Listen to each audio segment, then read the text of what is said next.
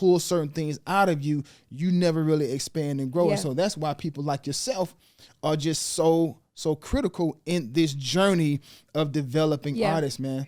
What up, y'all? I am Q Parker. I am Sakinah LeStage. And welcome to another episode of Dat R&B Kit, where we walk it, We talk it, we live it, and we stay carrying. Dat R&B Kit everywhere. Know what I'm talking about? No, I'm talking- Yo, man. So, how you feeling? You know what? I feel good. I feel good. Yeah. Mm-hmm. Speaking of singing, what's your song of the day? Oh, I had another song in mind, but now I feel good all over. But You and I. Yeah. Mine is do da da do do do da da do. The very first time. Hey, yo, we should actually create a segment where we're going to be doing like breakdowns of these songs. So we'll choose our song of the day, and then we'll maybe do a breakdown and just kind of talk about. I'm not the gonna have to lyrics. sing, am I? Yeah, of course. Q Parker. Sakinah, yes, So one of the things in the R&B kit is vocals, and I don't got them for real. yes, you I do. be pretending. No, Why you gonna do me like that? cause you got. I listen to you all the time. Well, on what? Just BTS when the camera is not on. Okay. You got it. It's all right, but we'll get it though. We'll get it. So today's episode, y'all, our focus is artist development. Yes. You know, to some it is a lost art. Yeah, it's obvious kind of in the way we're seeing artists like come out and put content out. I think we're so accustomed now to DIY. Mm-hmm. It's like, oh, you can do it yourself. You can do it yourself. And it's like some things are still need to be left up to the professionals. And artist development is definitely one of them. The power of artist development. I can tell you that I am a direct product of being fully developed. Very good. You're talking about a guy that started out in the church. And so I had only one move. That was the church bop, It's the bop for me. the church dance. But I know that every day in choreography rehearsal or just going through our artist development, whether it was staging, vocal training, media training, no matter what we were doing, I know it loosened all of us up. Right. It started to shape us in certain ways. It kind of brought us out of our shell, because during those sessions, although we are a group, in each one of those sessions, they would remove us from the group setting. And so it's Q, answer this question. Q, you do this scale. Q, you now go in front. And not only do your part, but okay, what's Mike's part? Yeah. What's Slim's part? What's Deron's part? And so if we hadn't had those types of instructors and those that were guiding us in that way, I don't know if I would have fully developed, because a lot of times what artists are doing, they're just relying on, like you said, DIY. They're relying on just what they have and what they know. Right. And if you don't have somebody that's an expert, that have been there before, that have seen what works, knows how to pull certain things out of you, you never really expand and grow. Yeah. And so that's why people like yourself are just so critical in this journey of developing artists, man. Yeah. I mean, I couldn't agree with you more. I've seen artists that listen and they get it, and I get in there and I'm like, okay, you're about to be a star. And then I've seen the ones who are like, I mean, I already know what to do. I know how to breathe. I know how to, and I'm like, good luck out there. Yeah. Because when you're going to get out there, you're going to find yourself running out of air. You're going to find yourself running out of things to say. You know, I always say, like, one of the things that kills a show is when an artist goes, and my next song, I'm like, oh, we all went to sleep. Oh, sleep time. Oh, it's time for a nap. Because you shouldn't have to announce every Not song. my next song. Yeah. My next song sounds like, how long is this show? Exactly. I start looking at the time now. I'm on Instagram while you up there singing your next song. And then you after that. And then my next song, oh, God. So imagine if an artist did that their entire show. I've seen it. That'll scream they've had no artist development. I've seen it. with artists signed to major labels, you know. Wait a second. You've seen major artists with deals do that. I've even seen. No. I got one even better. I've even seen an artist. This is a while ago. She was signed to, I won't say the label, but she was signed to a major label. She was signed to Def Jam. Okay. And she was on a show, and she started dancers out there. Then she comes out, starts the song, messes up a step, and said, let's start it over. Went back, hit the pose again, and they started the whole thing from the top. I said, oh, hello there. This is at the House of Blues. This is several years ago. And I was like, okay, well. And immediately I'm like getting my manager, like, so who's on her team? Like, obviously she needs help, you know? Now, I can tell you, I've actually done that before too. Well, really? From a different perspective though. It wasn't because I messed up. So like, say for instance, there was this one time, I'll give you a real story, when the playback didn't come on, or in the middle of the song, playback just stopped, or it didn't come in during the time that it was scheduled. It's a technical difficulty. So it was a technical difficulty, and I had to just get on the microphone and say, hey, 1 second, guys, we're having technical difficulties. We're not going to start the show that way because, you know, you guys paid your money, which is artist development too. Also. Because we were taught, exactly, crowd control, and to be honest, but also show that you still have the control within yourself, that you're not razzled, that you're not frazzled or anything. You're not knocked off your square, but you can still stand up there and just say, hey, I respect your time and your money enough to give you what you paid for. Right. So if you will give me a second, let us fix these technical difficulties so that I can give you the show that I've prepared for you. The show that I've prepared for you. Yeah, because it's for you. Yeah. Now I'm going to say that tomorrow too. When I because it's prepared for you too. For you too.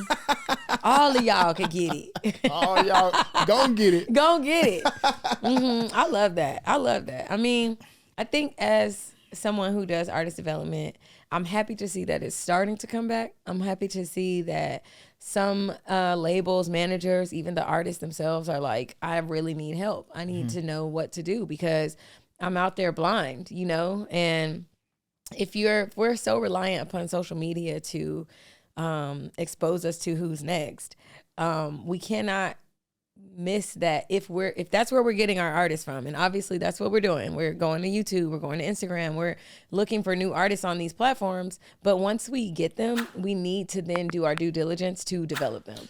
You know, like we can't just say like, oh, well, they were found on social media, so it's fine. Like, no, it's not fine because as an audience member, I still want to be given a good show. Yeah. You know, it's almost like if I get something that I value, I'm gonna treat it in a way that it can sustain itself. Talk to me nice. You feel me? Mm-hmm. So if to everybody that's out there, the managers and the overseers, the investors, right? If you see that there is a talent, take the time, budget it properly so that you can get them connected to somebody that knows artist development because you want a great return on your investment. And the one of the easiest ways to secure that is to develop them.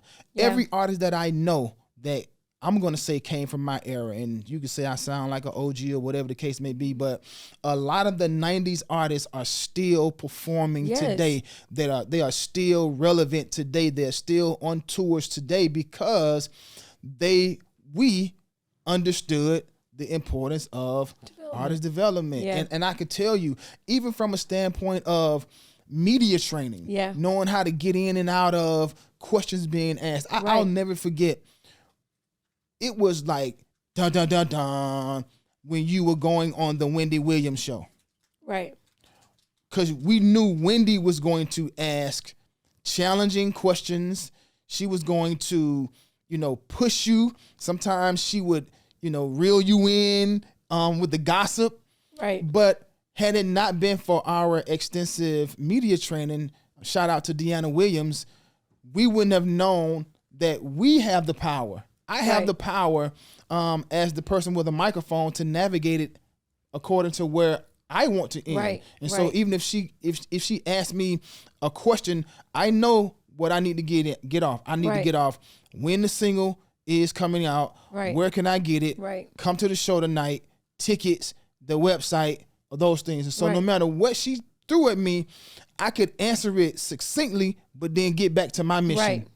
I think that's like important too, just in life, right? Like being like a developed person to know how to get back to what's your purpose. Yeah. Right. So we take artists, and obviously that's what our focus is. But when we're dealing with just human beings, it's like develop yourself, develop in your craft, take the time to really hone your skill set, whatever that may be, whether, you see, like always associated with like the medical profession, right?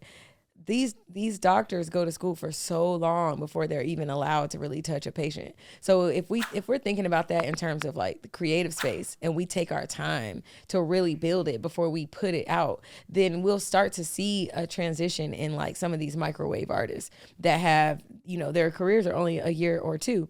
And then if I just apply that same concept to just living my life, let me just develop the idea first. Let me think through this before I speak on it. Let me think through this before I post it. Let me think through it before I react. Then I think that across the board, we can associate being developed with living our lives. So if we go into music, we should be doing the same stuff. I think we are in a society now where it's the quick bag.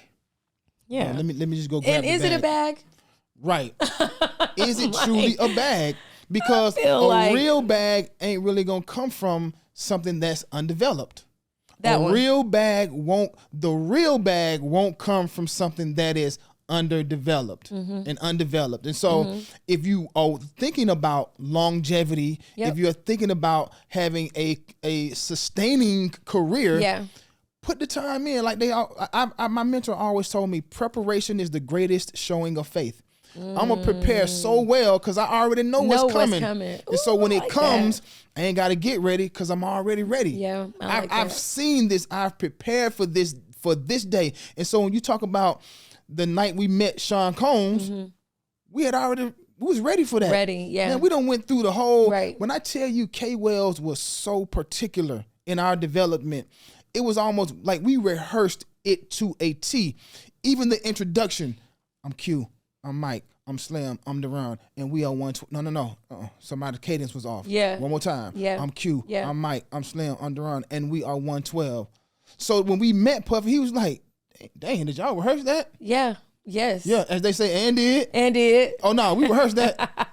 Please believe it. Please believe it. And so because we had prepared for it, we already knew when the moment came, it was just time to shine then. Yeah, because it's not the, what is it? Like, it's not the destination, it's the journey, right? Journey, so it's like enjoying the journey, like understanding that development is a part of it, because once you're there, it's happening and it's happening fast. Before you know it, tomorrow, like to everyone else, it's like, oh, they got on so fast. And it's like, nah, I've been waiting for this. So I'm not surprised by my success. I'm not surprised by getting there because I know the work I put in. I think that the surprise comes in when you haven't prepared. And now you're like, oh my God, like it's happening so fast. Like we just don't know what to do. It's like, well, had you prepared, you would know, and you wouldn't be so frazzled. You'd be actually preparing for the next thing. Already ready to go. Prepare like it's the game so that when you're in the game, it feels like practice. I don't like that. Did you just come up with that? I mean, you're not that good on this podcast. You get okay. Hey, somebody gonna be like, "No, that's me. That's me all day." Well, hold on. Let me say it again for those in the back. Okay, one more time. Practice like it's the game, so when you're in the game, it feels like practice. I'm gonna steal that one, Q. No, that's legit, yo. Because again, I've seen this, and if you're still practicing while you're in the moment, you might miss the moment. Okay, so wait a minute. I gotta stop you because somebody we were just talking about this, and I'd have to bring it up because I just saw the game look like practice. Speak on it. I feel like okay, so I gotta pull it up. Oh man, hold on. You said you saw the game look like practice. What's up, y'all? I am Q Parker, and I am so excited to announce the Q Parker Summer Music Camp. This is a interactive camp we are calling all vocalists and producers between the ages of 13 to 17. If this is you, I need your attention right now. The subjects we will be tackling during this 2-week summer camp is songwriting, music business 101, intro to orchestra, performance, voice, and production and recording. Now, I need y'all to go right now, qparkersummermusiccamp.com, and send in your audition as well as register. Limited spaces available, so I need y'all to go right now. The Q Parker Summer Music Camp. I cannot wait to see y'all. Wow. All right, well, while you pulling that up, I'm just going to say that when you're in the moment, you cannot lose the moment because you're still in a practicing mindset. That's the point. When you're there, you got to enjoy the moment while you're there. Because if I'm still at practice, I'm thinking 1, 2, 3, 4, and step and move and but I done missed the girl on the front row faint. I done missed the people in the balcony singing it word for word. I done missed somebody pointing at me and saying, "Oh my God, I love you." I missed all of that because I'm so busy with a practicing person's mindset, right? And so practice like it's in the game. So when it's in the game, it feels like practice. But what you got? I'm looking for it, but I cannot. Give me 1 second. Okay. So artist development, that even shows up, even like I was saying, vocal, when you're talking about the voice. You got it? I got it. Okay, you got it? What you got? Okay, so first of all, before we, just kind of get them together. Is that practice? This is definitely not a practice. It's definitely a show that looks like practice. And this is SZA and Summer Walker, who, shout out to these ladies, beautiful voices, incredible music. Mm-hmm. I'm a big fan of both. However, this gives sound check energy, right? Yeah. And so I think that we have to be careful with... This is the performance. This is the performance. So we don't want the performance to look like practice. We want it to feel exactly like practice. Because this just gives like, what exactly is happening here, right? And there's more. Let's just continue watching this take place. I just feel like, where is the excitement? Was this choreographed? Like, are we a part of it as the audience? So I'm going to say that, and again, we are in a totally different era. However, I'm connected to my 90s era in which artist development was the primary focus. That would not have been accepted. I can tell you that right now. Right. That would not have been accepted. And I too am fans of their music. I love what they have contributed to the R&B legacy. However, when you're talking about, people paying whatever amounts of money that they paid for those tickets, I want to be entertained. I want to see something that is going to be entertaining. And again, maybe this generation just doesn't have the standards as maybe we once had. When you talk about the legacy artists, New Edition, when you go into their show, you're going to see full-fledged entertainment, a performance. All the original groups, even my group, when mm-hmm. All four of us are together, there was never a moment where you wasn't gonna get performance. I worked with After 7, and they were still giving steps. Yeah, I'm not very old, so when I worked with them, they were definitely already legendary. Mm-hmm. And I remember going to the rehearsal like, okay, and they hired me to come in and do new choreography, and I was mm-hmm. like, oh wow, like you guys are really eager to give a great show, and no one is like, oh, we don't dance no more, we're older. They actually were ready to do new things and like revamp their show. So when I see young artists just being like, oh, I don't, I'm like, mm-hmm. well, how long you plan on being here? Because you're going to have to at some point. And you know what? It's not even about, like you said, like, it's not about the steps.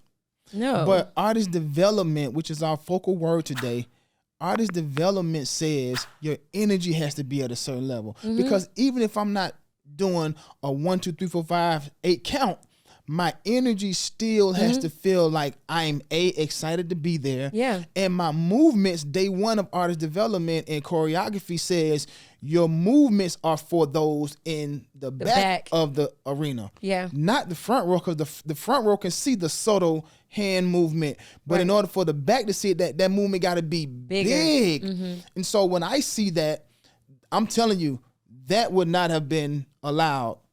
Yeah. During our days, like you paying some money. I remember a time, we had a docking kind of setup where if you came in late, you had to pay. If you missed some steps, you got to give some collateral, as we called it, push-ups. Yeah. Jumping jacks. Yeah. You paying for lunch if you missed certain things. It was just, I guess our standard was just a certain level based off of what we knew the audience was coming to see, because this audience may not even feel like anything's wrong with that. I'm sure they don't, right? Because it goes back to the DIY way that we're all doing now. It's like, well, I know that if I sing and I can post it on my Instagram right from my phone, and I know that Summer can sing and I know that SZA can sing, what's stopping me from being like them? Because when I go to see them, the magic that artists used to possess, that it was like, oh my God, like I want to be that someday. I now possess that magic because I have a phone. And so I can sing into my phone just like she can. So when I see my favorite artists, they don't necessarily have to blow me away because they feel so close to me anyway. Mm-hmm. They feel like I can attain that just as easily, which you and I know isn't the reality once you're in it, but I think that the reason why that maybe doesn't stand out as much to this new generation is that someone is at home saying, well, I could do that, and will, but surprisingly in the comments, they were going crazy, like, what is happening? It's not, she hasn't been getting a lot of great comments, SZA specifically, on the things that she's doing on stage, movement wise. Yeah. I think there was like some twerking and people were like, what is happening? Like, why is SZA doing this? So I just think, again, not to take away from their vocals or their records. They are, incredible artists. I just think that we want to see from our incredible artists, incredible stuff. Yeah. We deserve to see that, We want to see our performers perform. Mm-hmm. We want to see our singers sing. We want to see our dancers dance. Yeah. Right? For real. And as a consumer, as a fan of them all, I think that artists of today have to realize and recognize that there is a responsibility also. Mm-hmm. Because, as you said, that next generation of artists, they're looking at you. And if they're saying, well, okay, if I can go see Summer or SZA at a 20,000 seat arena, do the basics, why am I going to invest in paying money for artist development? However, again, I am hoping that their careers go to achieve astronomical heights.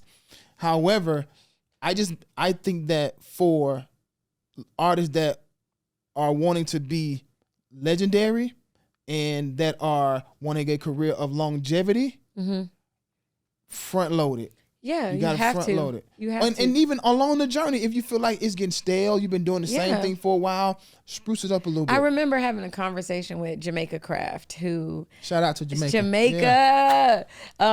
Some years ago, and Jamaica, if our audience isn't familiar with her, she is a creative director, director and choreographer that has worked with some of the best, Usher being one of them, Neo, Sierra, 112. Jamaica is that girl. So I remember one time I had a conversation with her and she said, Usher is one of those artists every time, even to this day, that he is ready to do a new show. that he starts from the basics. He goes back into artist development every single time.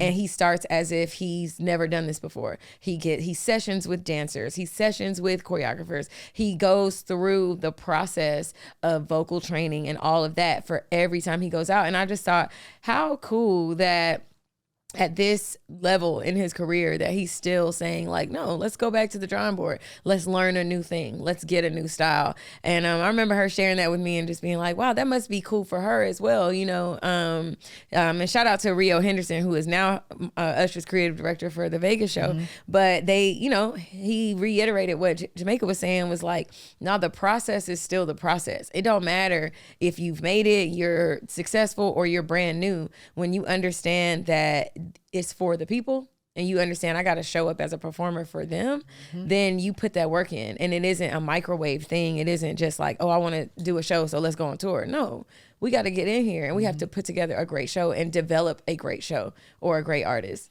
And comfort is just not good for artists. Right. It's complacency. You know, exactly. Comfort is like the nemesis to growth. If you aren't willing to get uncomfortable, which means go back to step one, stage one, come up with a new show. Right. Coming up with a new show means I'm going to have to sweat a little bit more. Yeah.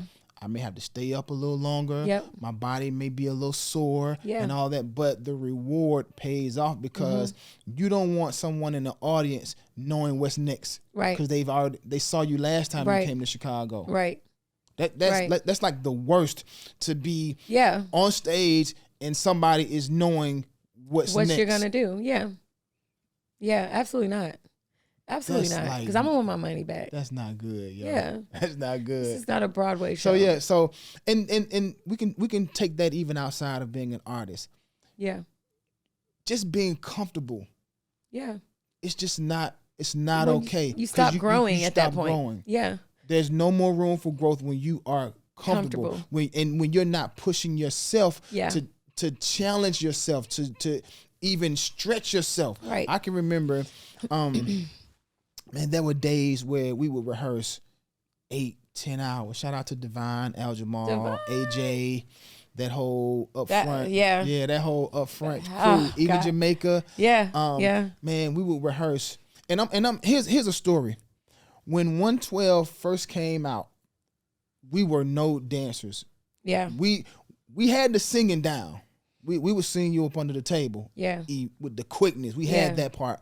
But the performing and the showmanship was where we really, really needed some development. And so we went through the first album, and you kind of saw minimal choreography. Yeah. If you look at the Only You video, the Come See Me video, shout out to Lorianne. She was one of our dancers in Come See Me video. Wow. Yeah, so go back and look at that, man. Look at Lorianne. She's actually one of our dancers. That's incredible. And then you go to Cupid, Anywhere. It was more of a theatrical type of video. Yeah. But something happened between album 2 and album 3. We decided that, okay, we got to get some movement going because these shows are just becoming like, and people don't want to just hit that. Yeah, you can sing, great job. Yeah. But we want them to be entertained. Yeah. And so that's when we got with Divine, Al Jamal, AJ, and the whole upfront jam, all of them. And for 10 months. Wow. 10 months, 4 days a week, 8 hours a day. We transformed 112 from being just crooners, stand still, slight movements to what you saw in It's Over Now. And when we came out of It's Over Now, I mean, we was like steps, but that was 10 months. I'll never forget, Puff said, he came down day one and said, yo, Divine, get him right. And Divine, I mean, he just cracked it. And I mean, we cried, man. We were just like, man, no more. And he would always be like, from the top. From the top. Run it again. Let's do From it the top. again. Run it again. from the top. Run it again. Man. He'd leave. Al Jamal got us from the top. AJ was precise. Yeah. And you know how Yeah, AJ is so, yeah. he's like. Yeah. And Al Jamal had the feel. Then Divine would come with the swag. Yeah. And so when you see Q Parker when you see 112, it's a whole lot of Al Jamal in there. It's Divine. It's Puffy. It's K Wells. It's Courtney. It's all of those. Team. It's a team. And so when we debuted, It's Over Now. Yeah. We were so excited because no one had seen us dancing and moving and I mean, we became for real performers during that I remember that time. I mean, never looked back from there. It's so crazy because hearing you talk about it is like I remember noticing the transition. You know, I was a very young dancer and just being like, oh, okay. Dancer, okay, like they got steps. You can tell us, you couldn't tell us nothing. Yeah, that preparation, it's like it's a part of it. And we was ready. And then I'll never forget this too. Before we did the video, Arista Records did this retreat in, I forget where it was, Puerto Rico maybe. Divine, Al Jamal, the whole team came out, and it was the first time we debuted to the label. What y'all have been working on. What we had been working on. And man, when we came out, what is this number? We started adding like sound effects. In the and I know Al Jamal. What? Al Jamal cold with that thing too. Man, listen, they were like, oh my God. But again, we had prepared for that. We knew they were going to respond the way they did. You want to know what's interesting to me that you mentioned is how many people it took to get it there.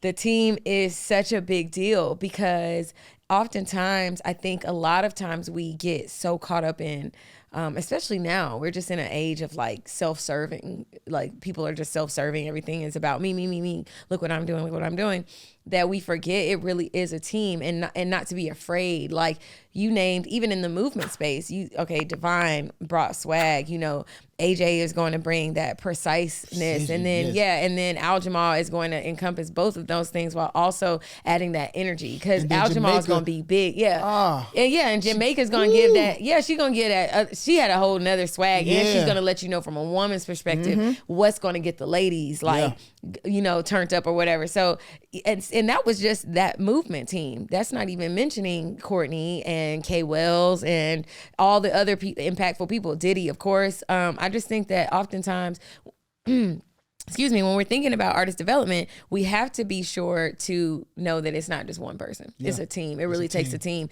You know, from working with me, I always have the team. I'm like, okay, who is coming in here? And it's everybody's hands in the pot and everybody understanding what is the goal. What's the end goal here? Is it the performing? Is it, them being more comfortable on stage? Is it them gaining fans? Is it a little bit of everything? You even mentioned your PR person, Deanna Williams. So, I think that it's important to also recognize that it takes a team. And again, that's another thing that you can take even outside of the music business and outside of R&B. It's like, don't be afraid to have that team. Don't be afraid to ask for help. Don't be afraid to say, I don't think I got this part of what I need. I'm going to need to grab it from here, or I'm going to need to grab it from them. And don't be afraid to put your input into the team.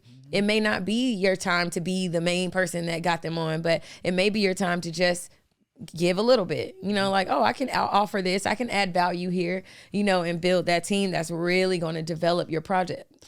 The beauty of practicing is I can mess up as many times as I want to. Right. Isn't that so dope? I always tell artists, this is a non-judgment zone when we're practicing. I want you to mess up. Please. When I do vocal production, I want you to crack, mess up, miss a word here and there, go flat, go sharp. Right. Do that here. So I can see what's happening. But we're going to do it so many times, the repetition is going to breed precision. So that when we get out there, and that's in life. It's okay. You're going to fall. You're going to mess up. But a lot of times we won't come out of our comforts because we're fearful of not having that fail-proof performance. Even some of the greatest performances, whether it was a Super Bowl performance, the halftime, the Grammys, I can go back in my dressing room and say, man, it wasn't 100%. You know, it was 94%, but that 94% was still high energy. Right. It was still impactful. It was still engaging. Right. You know, and so we just cannot have the fear of the mess up. And that right there stops so many people's progress. Yeah. Mess up, y'all. Mess up. Fail. I want you to fall. This knee that's showing right now, scuff it up. You know what? Have you seen that video? I think everyone has seen it, of when Beyonce's hair got caught in the fan. Yes. And when I tell you, that is artist development at its finest. Come on, y'all. She said these vocals will not suffer. Come on, That's y'all. what's not. She was Come like, okay, on all with right. it. They had it. You know how many people were probably in the back like, get scissors. Who has scissors? Yes. You know, to come out there and cut her wig out of that fan, and she's still like, okay, well, we're gonna keep it moving, and then kept singing. And the audience went crazy. They were just like, oh my God, I can't. They'll clap for commitment. Oh my God. Oh, she stayed in there. She stayed in there. I said, well, Beyonce is a superhero to me, honey, because listen, that girl, there was another time I think where she like made a little tumble down the stairs and she grabbed that mic so fast. No, that was when, was it her? No, Michelle. Oh, you talking about Michelle 106 when and Park? Michelle fell, but Beyonce said, again, catch it. Artist development says the show must go on. Has to. Listen, let me get this note out. And then but we get up. Listen, we're gonna make sure you're okay. Yeah, when I look back on the beat. But listen, yes, because I'm so smooth with it. Yeah. I can do my move. Check on you, give you the wink, give you the thumbs up, and get back to it. Come on, man. Ain't missed a step. Beyonce said, ooh, what we're not going to do is take me down with you. Okay. And we on live TV too? Yeah. Michelle figured it out that day. She said, oh. Hold on, but question, did she get back in formation? Oh, 100% did. Come on. And what is that? Artist development. Artist development. Yeah, Michelle said, oh, well, the show must go on. And I can't sit here until the end of the song. Yeah. I can't do that. My whole ankle broke, but I'm going to get up here and... I'm telling you, they will clap for commitment, yo. You will get a standing ovation for commitment. Be like, poor baby. Poor baby bless done her failed. heart. Oh, bless her heart. This is her first time performing. Hey, yo. I feel like that was Michelle's, like, I want to her say... coming out joint. I feel like it was. That was her moment.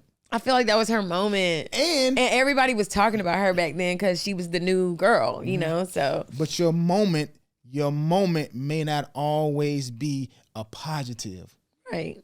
Your moment may not always be a positive. Right. So many people have gained success from the failure. Yeah. And the failure was so big that it was the headline. Right. But guess what it did?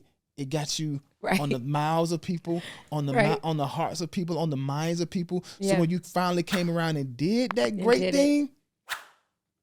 So again, we can't be afraid of the fear. And a lot of ways to overcome that fear from an artist perspective is through artist development. For sure. We can get anybody on this couch, Sakinah, that have gone through artist development, and they will tell you, I'm sure they will tell you that a lot of the things that I learned 25 and 30 years ago, I still apply it today. Yes. Mic placement. Yes. You know, being able to even know how to hold the microphone, like you said, cuffing the microphone. Yeah. Even playing with the microphone stand, round bass or the prong bass. Yeah. It's all of those. Eye contact. Eye contact is a big one. Eye contact. Even on camera. Yes. I've seen artists do whole videos and they're like, I don't know why. It's just not. And I'm like, yeah, because your eyes are dead. They're falling flat. You have to be alive in your eyes. You have to see the person. Alive in your eyes. I don't know where that's from. I don't either. It was like. It felt like it should come out. To get it out, yeah. Okay. I fought the good fight, but it won. I went there with you though. I had your back. Come on, yo. Always. But yeah, man, I can honestly tell you, I don't know where I would be if it wasn't for artist development. And I'm so glad that I went through it, but I'm also glad that I paid attention along the journey. I have a question for you, not to cut you off, but I do now that you're saying what you just did, though.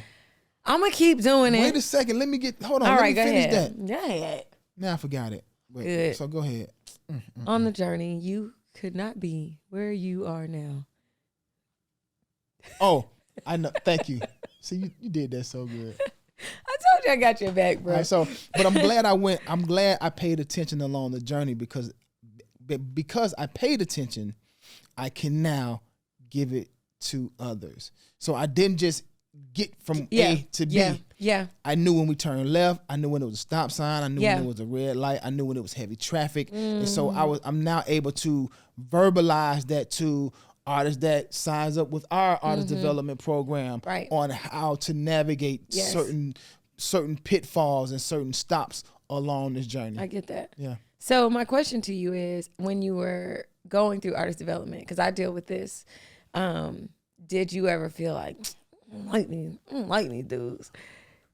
Listen. Like, because I tell artists all the time, I'm like, look, there are going to be days that you're not going to like me and you're not going to want to do this and you're going to have an attitude. And they're like, no, that would never happen, every time. And I'm like, oh, it will. The first time I would tell you to do it again and you don't want to, or you tell me I can't and I make you give me 100 push-ups because that's the rule. Like, you can't say I can't. I'm not going to be your favorite person. And that's okay, because when you get out there on that stage and you kill it, then you'll be like, that's what we did it for. So was there ever a time that you can say like, oh yeah, no, I really was not rocking with these dudes like that? Like, you know, when you were being developed? There were definitely moments where every time Divine said full out, because, you know, there are levels. You know, when you're learning it, that's a certain pace and energy. Right. But once you learn it and you got it, and they say full out, he's expecting you to now take it to the next level. Perform like we're doing it for TV. That one. And so every time he'll say, walk, we're going to walk through it this time. So that means we can kind of like coast it through just to make sure we remember But when he said full out, he watching everybody, and he would say full out like 5 times in a row.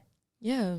And because he means it. If our conditioning wasn't right, you could see it. So that means, okay, you got to do more cardio because your breathing is off. Yeah. And so yes, I can tell you there were many days. However, I still appreciate those days because every time I was frustrated, I pushed myself to another level, even if it was just a little bit. And so when I'm working with artists, I'm seeing how long it's going to take for them to start not liking me. Yeah. Because then I know you're now challenging and pushing yourself. Yeah. Yeah. Now we're there.